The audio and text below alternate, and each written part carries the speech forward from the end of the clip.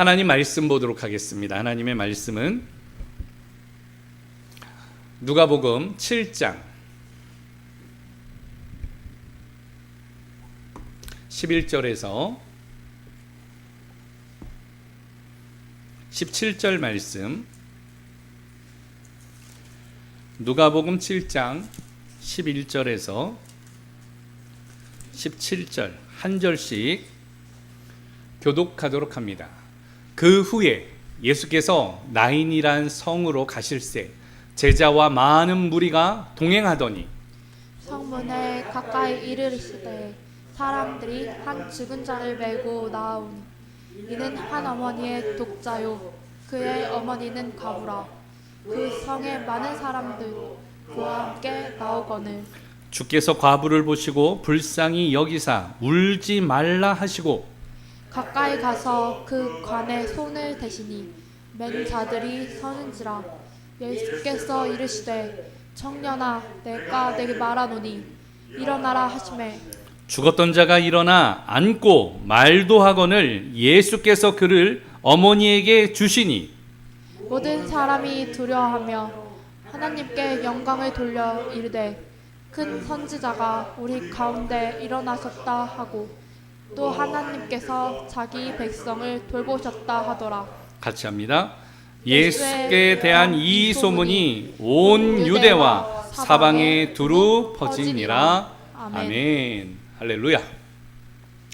오늘 이 시간에는 전지훈 전도사님께서 하나님 말씀을 증거해 주십니다. 우리 나오실 때에 오른손 들고 아멘, 할렐루야로 맞이하고 또 은혜가 되시면 아멘으로 화답해 주시기를 바랍니다. 우리 나오실 때 우리 맞이하도록 합니다. 오른손 들고 할렐루야.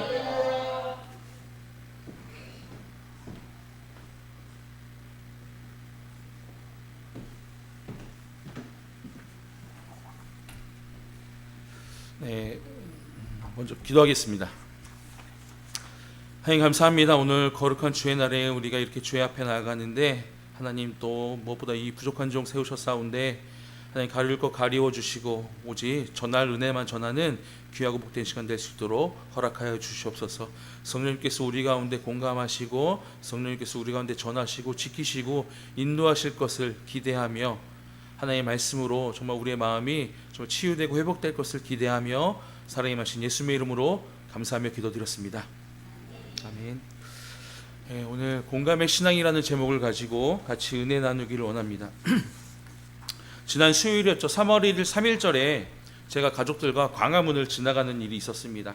그곳에서 이제 한참 동안 거닐면서 좀 많은 것을 보고 경험하게 되는데요.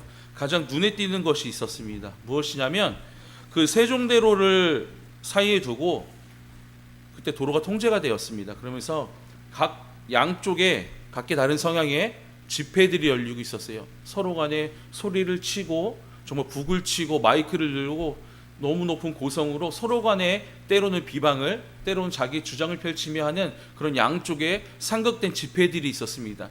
근데 그런 것을 우리가 예상할 수 있어요. 뭐 광복절, 개천절, 3.1절 이런 때에 자기들이 집회를 하는 건 우리가 알 수 있는데 가장 특이했던 것은 무엇이냐면 그 가운데 역사박물관이 있습니다. 서울시 역사박물관 외벽에 무엇이 있었냐면 104주년 3.1절을 맞이해서 독립운동가들의 화면이 나오고 있었어요. 독립운동가들의 사진과 그들이 했던 중요한 어록들과 그런 것들이 나오고 있었는데 그 얼굴들이 쉼없이 나오고 있었어요. 한번 생각을 해보세요. 그 큰 대로변에서 양쪽에 서로 갈라진 분열된 모습을 바라보고 있는 독립운동가들의 모습이 쉴 새 없이 나오고 있었다는 것입니다. 그러면서 그 장면을 보면서 참 아이러니하다는 생각이 들었습니다. 그 독립운동가들이 목숨을 바쳐서 그 선조들이 지키려 했던 것은 이렇게 분열된 그런 모습이 아니었을 텐데 어떻게 하다 이런 일이 생겼을까라는 그런 생각이 들었습니다. 그러면서 결론을 생각하는 것이 무엇이냐면 이것은 정말 지독한 공감의 부족이다라는 생각이 들었어요. 이 나라 그 상황에 이 시점에 부족한 것은 공감의 부족이라는 것이에요. 너무나도 부족한 공감의 부족이 있었다는 것입니다. 근데 중요한 것은 공감의 부족이 정치, 사회에만 있는 것은 아니라는 것이에요. 먼저 공감이라는 것은 사전적으로 남의 감정, 의견, 주장 따위에 대하여 자기도 그렇게 느끼는 것, 이것이 바로 사전적 의미입니다. 비슷한 말로는 동감이란 말도 있어요. 근데 성경적으로 이것을 가장 잘 나타내는 말은 저는 로마서 12장 15절이라고 생각합니다. 무엇이냐면 즐거워하는 자들과 함께 즐거워하고 우는 자들과 함께 울라. 아멘. 이 말씀입니다. 즐거워하는 자들과 함께 즐거워하는 거예요. 그리고 우는 자들이 있으면 가서 함께 울어주라는 것, 이것이 바로 공감이고 동감인 것입니다. 어떻게 보면 너무나도 간단하고 상식적인 것인데 이게 잘 되지 않고 있다는 것입니다. 오늘날 우리 사회에서 가장 만연하고도 가장 무서운 질병이 있습니다. 무엇입니까? 우울증입니다. 이 우울증도 마찬가지예요. 이 우울증이 일어나는 가장 큰 원인은 자기가 사회로부터, 자기가 주위로부터 공감받지 못하고 있다는 그런 것에서 바로 시작이 됩니다. 우리나라가 세계에서 가장 극단적인 선택을 많이 하는 나라라고 발표가 되고 있는데 그 이유도 무엇입니까? 공감받지 못하기 때문이에요.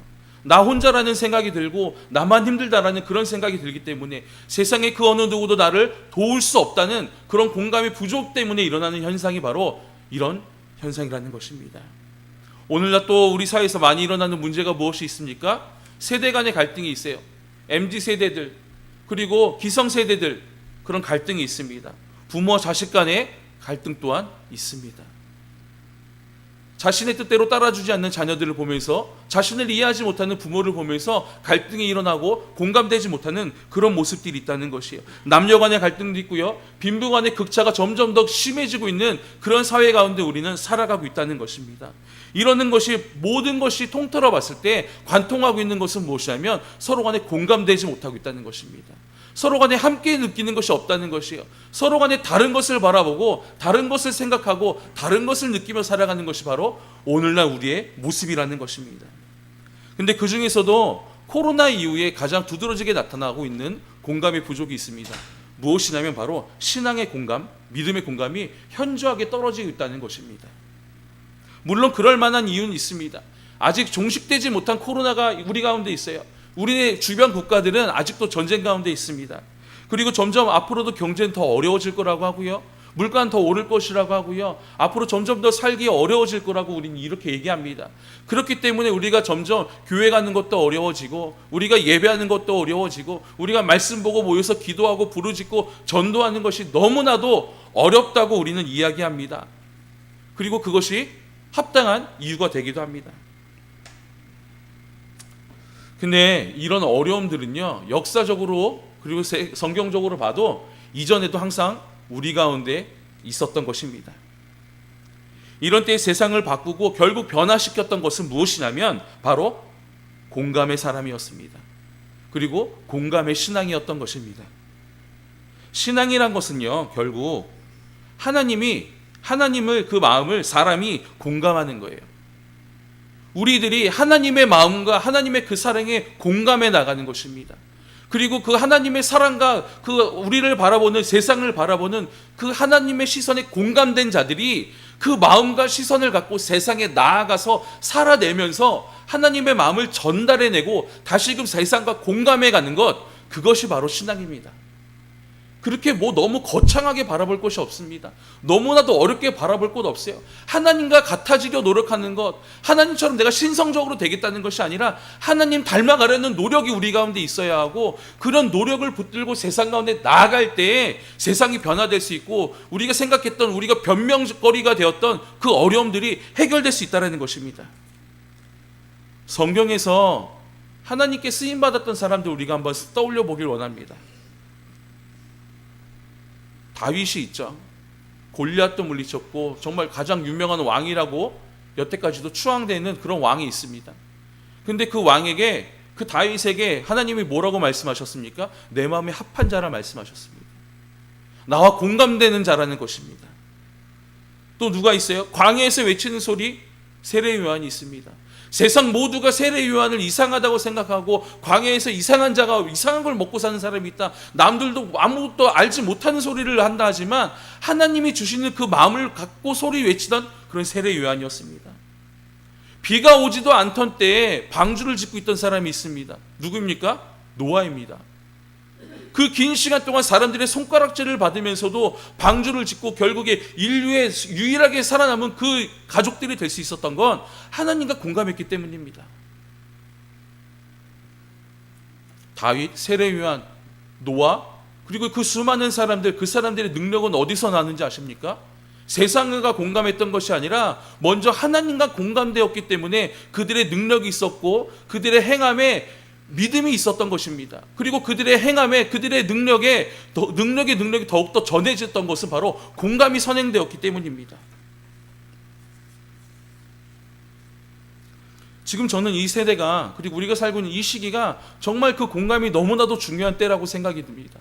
공감이 부족하기 때문에 일어나는 것들이 세상에서, 사회에서, 교회에서, 우리 간의 관계 속에서, 가족 가운데서도 너무나도 만연하게 일어나고 있기 때문입니다. 가까운 예를 한번 들어보겠습니다. 한국 기독교가 있습니다. 초기에 선교사님들이 이 조선 땅에 들어오셨어요. 들어오셔갖고 땅에 내리자마자 아무것도 하지 못하고 목숨을 잃으신 분도 있습니다.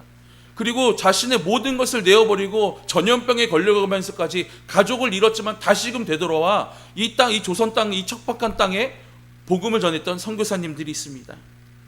그들의 사역은요, 결국 꽃을 피웠어요. 그리고 평양 대부흥도 이렇습니다. 그리고 우리나라가 세계 선교 대국이라는, 기독교 강국이라는 그런 타이틀을 갖게 되는데 너무나도 큰 공을 세우셨습니다. 그 이유가 무엇일까요? 그 능력이 어디서 나왔을까요? 그들은 하나님의 마음을 갖고 이 조선 땅을 바라봤기 때문입니다. 그 무엇보다 하나님과 먼저 공감된 자들이 이 조선 땅 가운데서 하나님을 알지 못하고 자신들을 생목인이라 차별하던, 자신들을 귀신이라 바라봤던 그들과 공감하려고 노력했기 때문에 그런 놀라운 사역의 결과들이 일어났다는 것입니다. 근데 그렇게 잘 되던, 그렇게 사역의 꽃을 피우던 이 우리나라 가운데 어느새 한국 교회가 너무나도 커져버렸습니다. 비정상적으로 커져버렸습니다. 그리고 너무나도 높아져 버렸습니다. 그러다 보니까 무슨 일이 생겼냐면 낮은 곳과 공감되지 못하기 시작합니다. 어려운 것들과 공감하는 능력이 조금씩 떨어지기 시작합니다. 물론 모든 교회가 다 그렇진 않습니다. 지금도 아무리 교회가, 기독교가 욕을 먹고 있다 하지만 그럼에도 불구하고 세상 가운데 가장 어렵고 힘들고 정말 하기 어려운 일을 하는 것은 바로 기독교입니다. 하지만 하나님의 마음과는 조금씩 멀어져 가고 있다는 것은 우리가 그 느낌을 지울 수 없다는 것입니다. 그렇기 때문에 우리는 여기서 멈추면 안 되는 것이에요. 우리는요, 이제 조금씩 일상의 회복을 꿈꾸고 있습니다. 우리의 얼굴을 가렸던 마스크들이 조금씩 벗겨져 가고 있어요. 우리의 움츠렸던 마음들이, 우리의 움츠렸던 신앙들이 조금씩 기지개를 펴야 될 때라고 우리는 생각하고 있습니다. 근데 그보다 우리가 그것을 하기 전에 먼저 해야 될 것은 무엇이냐면 우리의 공감 능력을 키워야 한다는 것이에요. 세상 가운데 거리두기가 조금씩 잘 좁아지면서 우리는 조금씩 더 다가가고 공감하기 시작합니다. 하나님과의 관계도, 신앙과의 관계도, 우리가 말씀과 기도와의 관계도 조금씩 더 가까워져야 한다는 것입니다. 그렇다면 오늘 본문을 통해서 성경이 우리 가운데 주시는 그 은혜가, 공감의 능력이 어떤 것인지 우리 같이 말씀을 보며 나아가길 원합니다. 오늘 말씀, 본문 11절 말씀을 우리 한번 같이 읽겠습니다. 본문 11절입니다. 그 후에 예수께서 나인이란 성으로 가실새 제자와 많은 무리가 동행하더니. 아멘. 우리는 말씀을 볼 때 그 말씀의 시작과 끝을 주의 깊게 살펴볼 필요가 있습니다. 오늘 말씀은 그 후에라는 그 단어로 시작합니다. 그 후에라는 건 그 앞에 무슨 일이 있었다는 것이잖아요. 그 앞에 무슨 일이 있었냐면 예수님께서 가버나움에 있었어요. 예수님께서 가버나움에서 어떤 일을 하셨냐면 로마의 백부장이 있었습니다. 100명의 병사를 거느리고 있는 정말 큰 권력을 가진 사람이었어요. 근데 그 사람의 종 중에 한 명이 중풍병에 걸렸습니다. 그리고 그 중풍병에 걸린 자기의 종을 고쳐달라는 청을 받게 됩니다. 그리고 결국 말씀만으로도 족하다는 백부장의 믿음을 보시고 예수님께서 그 백부장의 종을 고쳐주시죠. 그리고 내가 이스라엘에서 이 사람보다 믿음이 큰 자를 본 적이 없다라는 그런 위대한 고백까지도 듣게 됩니다. 한번 생각을 해보십시오. 말씀만으로 중풍병을 고쳤습니다. 정말 세상 가운데 정말 가장 고치기 힘들고 어렵다는 그런 중풍병을 말씀만으로 고쳤던 예수님이세요. 어땠을까요? 그 당시 예수님의 인기가 너무나도 유명하신 분이었고 대단한 인기가 있었습니다. 요즘 말로 하면 최고의 셀럽이었을 것 같아요. 가는 곳마다 사람들, 그 무리들을 이끌고 다니셨던 분이 누구냐면 바로 예수님이셨습니다. 근데 예수님께서 그 바쁜 일정 중에 오늘 나인이라는 이 작은 성 이곳으로 오십니다. 이곳은요 가까운 거리가 아니에요. 가버나움에서 나인은요 40km 정도가 떨어진 곳입니다. 예수님께서 이곳에 오셨다는 것, 그리고 우리가 생각해야 될 것은 무엇이냐면 예수님의 그 사역은요 너무나도 많았을 것이에요. 예수님께서 그 공생애 동안 정말 길다면 길고 짧다면 짧은 시간이지만 그 시간 동안 정말 너무나도 많은 행함을 하셨고 많은 기적과 많은 이적과 많은 말들을 하셨는데 그 모든 걸 다 기록하지 못했을 것이에요. 정말 중요한 것들, 정수들만 모여있는 것이 바로 이 성경인데 거기에 예수님께서 이 나인이라는 성에 가셨다는 것은 무엇이냐면 일부러 가셨다는 것입니다. 예수님께서 의도하고 가셨다는 것이에요. 누가복음에만 나오는 사건입니다. 이 나인성 과부의 아들을 살리신 사건은 누가복음에만 나오는 사건인데 여기에만 나온다고 해서 우리가 이건 작은 사건인가? 작은 곳에서 일어난 사건인가? 이렇게 치부할 수 없다는 것이에요. 이 작은 성에 장래 행렬이 지나가고 있습니다. 장래 행렬이 지나가고 있어요. 지금도 그렇지만 이 당시에 이스라엘에서 과부라는 그런 상황은요 너무나도 어려운 상황입니다. 너무나도 힘든 상황이에요. 어디 가서 일을 하고 어디 가서 경제활동을 하는 것도 제한적입니다. 누군가의 도움 없이는 살아갈 수 없는 존재가 바로 이 당시 이스라엘의 과부의 존재입니다. 근데 엎친 데 덮친 격으로 자신의 하나뿐인 소망, 하나뿐인 희망인 독자까지도 죽어버린 상황입니다. 이 과부의 마음이 어떻겠습니까? 이 과부의 모습이 지금 어떻겠습니까? 이 마지막 하나뿐인 자기의 소망이 죽어서 지나가고 있는 그 장래 행렬이 지금 이 나인성에 지나가고 있는 것이에요. 근데 한번 생각해 보십시오. 이쪽에서는 그 모든 희망이 사라진 장래 행렬이 지나가고 있습니다. 근데 그 반대편에서는요 예수님께서 이 나인성으로 들어오고 계세요. 정말 너무나도 많은 무리들이 환호와 그런 함성 가운데서 기쁨 가운데서 예수님과 함께 이 나인성으로 들어오고 있는데 이 허무함과 슬픔의 행렬과 서로 교차되는 순간이 있습니다. 너무나도 기막힌 상황이에요. 그래서 성경은요 오늘 이 두 행렬이 만나는 이 순간을 그때라는 말을 가지며 정말 너무나도 극명하게 강조하고 있습니다.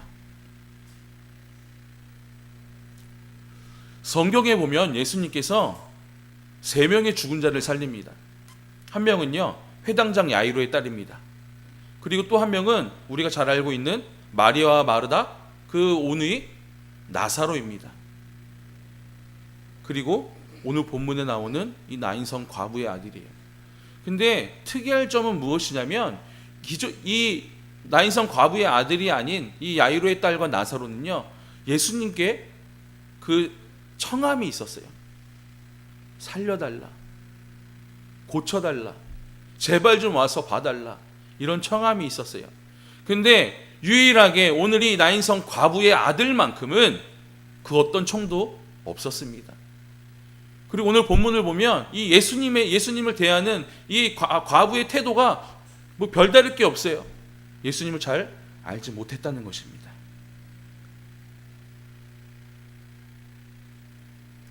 본문 13절을 우리 한번 같이 읽겠습니다. 13절입니다. 주께서 과부를 보시고 불쌍히 여기사 울지 말라 하시고. 아멘.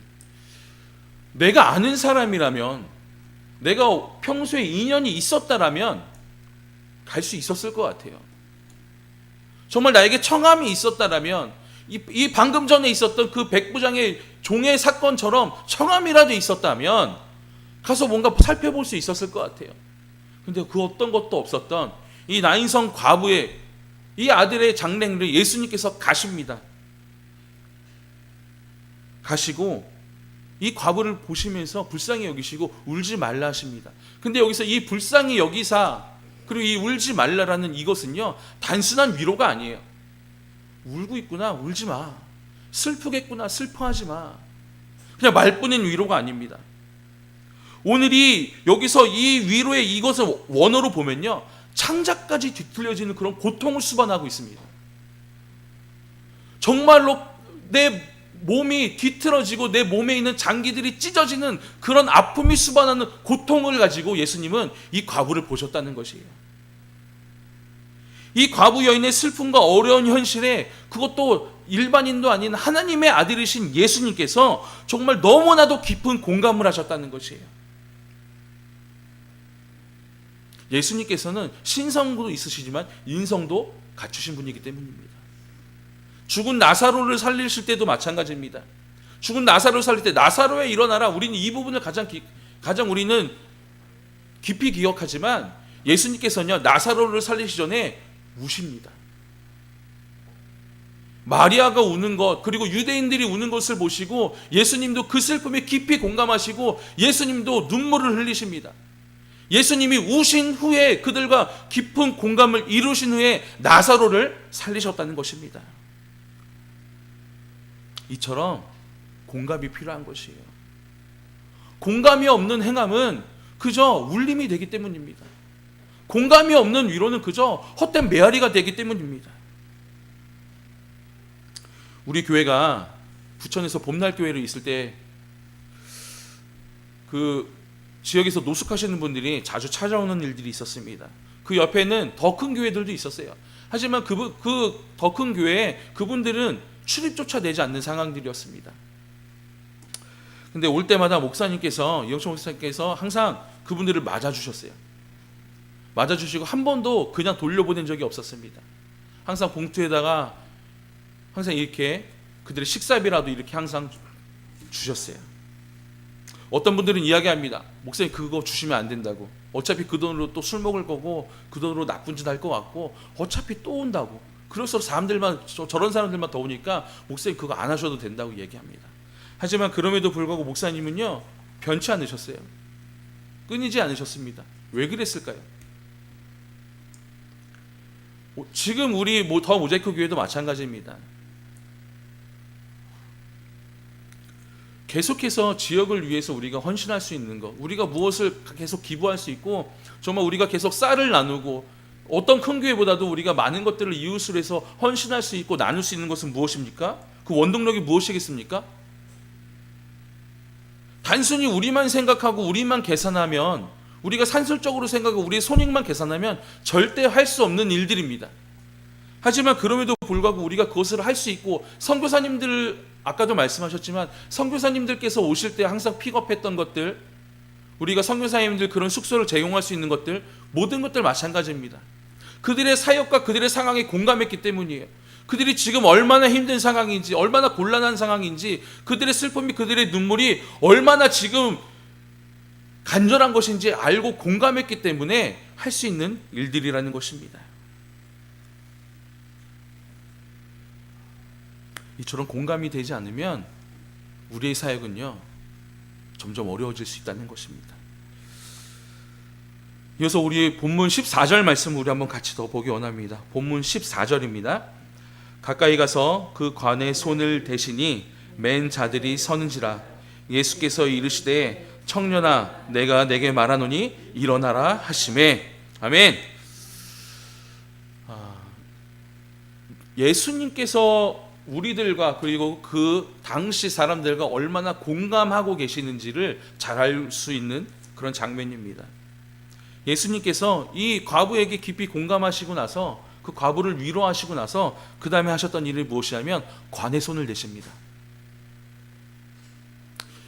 이 당시 이 장례행위에 쓰여 있는 관은요, 지금 우리가 알고 있는 관처럼 이렇게 뚜껑이 있는 관이 아니에요. 이렇게 뚜껑이 없고요, 이렇게 그저 시체가 놓여 있는 그런 형태입니다. 근데 여기서 중요한 건 무엇이냐면, 지금도 그렇지만 특히 이 당시에 유대민족이 목숨만큼이나 중요시하고 있는 것이 있습니다. 무엇이냐면 바로 정결예법이에요. 정결예법. 어떻게든지 율법에서 벗어나지 않고자 부정하고 정한 것을 갖고 너무나도 시시비비를 가리고 그것을 지키고자 목숨을 거는 자들이 바로 이 유대민족입니다. 근데 그 중에서도 정말 너무나도 부정하다 여기는 것이 무엇입니까? 바로 시신입니다. 그렇기 때문에 관에 손을 대었다는 것은요, 정말 용서받지 못할 죄로 생각될 수 있습니다. 너무나도 부정한 것으로 여겨질 수 있습니다. 그러나 예수님은요, 그 정결 예법보다 중요한 것이 있었어요. 무엇이냐? 그 과부를 위로하고 이 슬픔의 순간을 생명의 순간으로 바꾸는 것이에요. 이 죽음을요, 회복시키는 것이에요. 그 아들을 살려서 다시금 이 과부를 진정으로 위로하고 이 과부를 진정으로 공감하는 것, 그것이 예수님에게는요, 정결 예법보다 더 중요했던 것입니다. 이런 율법과 대치되는 예수님의 행동은요, 이후에도 바리새인들과 계속해서 일어나게 됩니다. 아무튼 이렇게 아무런 인연도 없었고 요청도 없었던 그런 이에게 예수님이 오셔서 기적을 베푸신 것은요, 이 과부의 상황과 마음이, 그리고 이 슬픔이 너무나도 예수님께서 공감되었기 때문입니다. 이것은 단순히 수천 년 전 그 작은 나인성에 있었던 그런 작은 사건이 아니에요. 뭐 작은 사건은 아니고 누군가 죽었던 자가 살았기 때문에 놀라운 사건이지만 단순히 옛날 일이구나, 단순히 옛날 이야기구나, 이것이 아니라는 거예요. 예수님께서 아무런 요청도 없던 일을 살리러 그 먼 길을 가셨던 것은요, 오늘날 우리에게도 똑같이 적용됩니다. 그런 예수님이시기 때문에 그렇게 살리기 위해서 자신의 부정한 짓을 범하더라도 살릴 수밖에 없었던 예수님이시기 때문에 오늘날 우리에게도 찾아오신다는 거예요. 어떻게 보면 너무나도 부정하고 너무나도 죄 많고 정말 누구에게 들킬 수 없는 그런 죄를 짓고 살아가는 우리에게도 예수님께서는요, 지금 이 시간에도 찾아오신다는 거예요. 아무런 요청조차 하지 못합니다. 일말에 최소한의 양심이라도 있어서 때로는 하나님한테 도와달라는 이야기조차 못합니다. 주님, 나 좀 살려달라고, 나 좀 일으켜달라고, 나 좀 회복시켜달라고, 그런 이야기조차 못합니다. 너무나도 죄에 찌들어 있어서. 하지만 그런 우리에게도, 때로 시체처럼 죽어있는 신앙을 갖고 있는 우리에게도 예수님은요, 이 시간에도 찾아오십니다. 그래서 우리를 살리기 위해서 우리에게 손을 얹고 우리를 공감하시는 분이 바로 주님이시라는 것입니다. 15절에 보면 예수님께서 이렇게 살아난 아들을 이 어미에게 주십니다. 여기서 주셨다라는 이 원어 에도켄, 이것은요, 은혜를 주셨다 할 때 쓰이는 그런 단어예요. 선물로 값없이 주셨다는 것입니다. 예수님께서 병자를 고치시고요, 죽은 자를 살리시고 수많은 이적들을 행하자 그 옆에서 저 사람과 함께하면 많은 것들을 내가 가질 수 있을 것 같아. 저 사람과 함께하면 내가 인생 역전을 할 수 있을 것 같아. 그런 것들을 꿈꾸고 바라는 자들이 있었을 것이에요. 예수님의 제자들 또한 그랬습니다. 우리도 한번 되돌아보기를 원합니다. 우리가 주님을 믿음으로 인해서, 우리가 우리의 신앙을 가짐으로 인해서 우리가 얻고자 하는 것은 무엇입니까? 때로는 주님, 나 좀 도와주세요. 주님, 나의 상황 좀 바꿔주세요. 주님, 나 좀 고쳐주세요. 주님, 나 좀 잘 먹고 잘 살게 해주세요. 나도 세상 어딘가에서는 정말 무시받지 아니하고 떳떳하게 살길 원합니다. 주님, 나의 자존심 좀 세워주세요. 주님, 나의 무너진 마음 좀 고쳐주세요. 때론 나의 이익만을 원하고 있을 때가 있진 않습니까?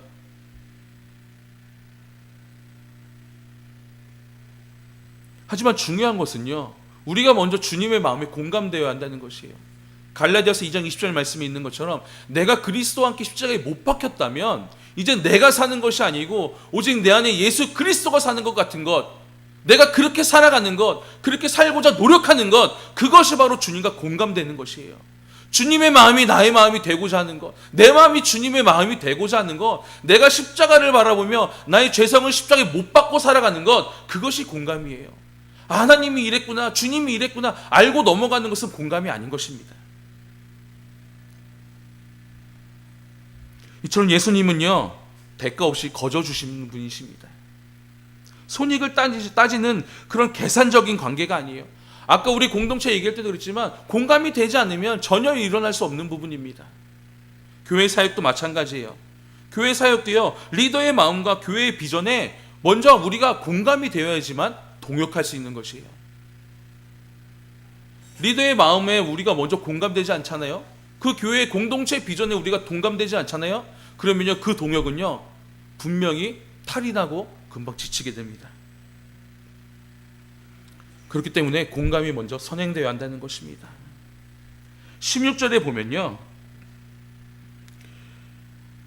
모든 사람이 두려워하며 하나님께 영광을 돌려 이르되 라고 나옵니다. 모든 사람이 두려워했다는 것이에요. 여기 오해할 수 있는데, 여기서 두려워했다는 것은 무서워서 떨었다는 것이 아닙니다. 공포가 아니에요. 여러분 한번 생각해 보세요.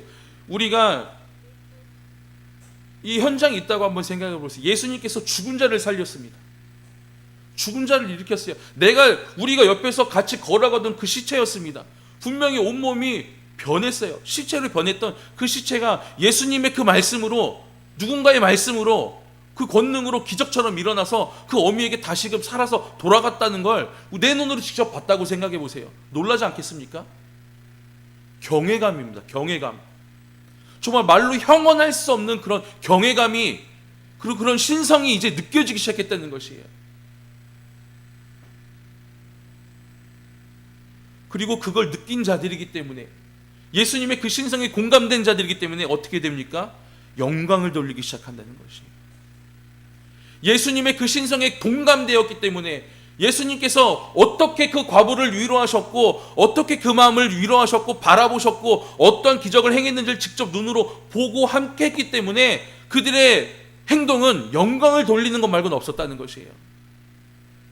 이런 것들이 되지 않고선요, 우리가 주님 앞에 영광 돌린다는 것은 단순히 우리가 그저 손을 드는 행위로만은 일어나지 않습니다. 정말로 우리가 그 하나님의 그 행하심과 주님의 그 놀라우신 그런 행함에 우리가 깊이 공감되고, 우리가 깊은 묵상 가운데 나가지 않으면, 우리가 바라보지 않고 생각하지 않으면 우리는요 영광 돌리는 것이 어렵다는 것이에요. 그러므로 인해서 17절에 결국 이렇게 됩니다. 우리 17절 말씀 같이 한번 읽겠습니다. 예수께 대한 이 소문이 온 유대와 사방에 두루 퍼지니라. 아멘. 이것이 결론이에요. 초반에 말씀드린 것처럼 우리가 원하는 회복이 이거 아닙니까? 세상 가운데 그리스도가 전파되는 것, 그리고 내가 거기 쓰임받는 것, 정말 이 땅 가운데 다시금 평양 대부분 같은 부흥이 일어나고, 세상 가운데 다시금 그리스도의 사랑이 전파되고, 하나님의 말씀처럼 온 유대와 사마리아 땅 끝까지 내 말씀이 증언되고 우리가 증인이 되는 것, 우리가 원하는 게 이거잖아요. 아닙니까?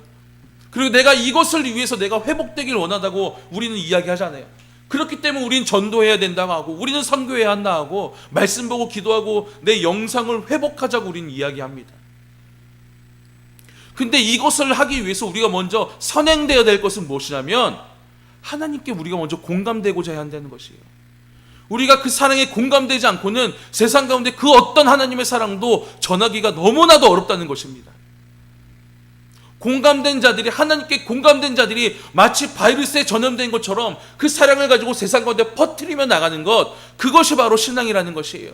그리고 그런 결과물이 바로 온 유대와 사방 끝까지 사랑이 전해지는 것, 그것이라는 것이에요.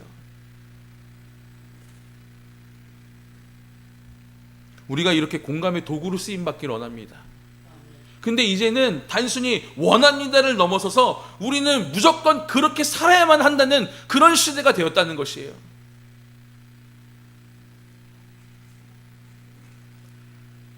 말씀을 정리합니다. 세상 가운데 많은 문제들이 있어요. 지금 우리들, 여기 모인 우리들조차도 각자 해결되지 않는 문제들이 있습니다. 하지만 그리고 그 문제들의 많은 부분들은 공감의 문제입니다. 같은 곳에 있지만 같은 것을 느끼지 못하고, 같은 것을 바라보지만 서로 다른 것을 찾고자 하는 그런 공감의 부재들이 우리 가운데 있고, 우리 공동체 안에 있고, 우리 가정 가운데 있고, 이 사회와 기독교 안에 있다는 것이에요. 이것을 풀기 위해서 우린 다른 것에 눈을 돌리는 것이 아니라 먼저 하나님의 마음에 공감되고자 우린 노력해야 됩니다.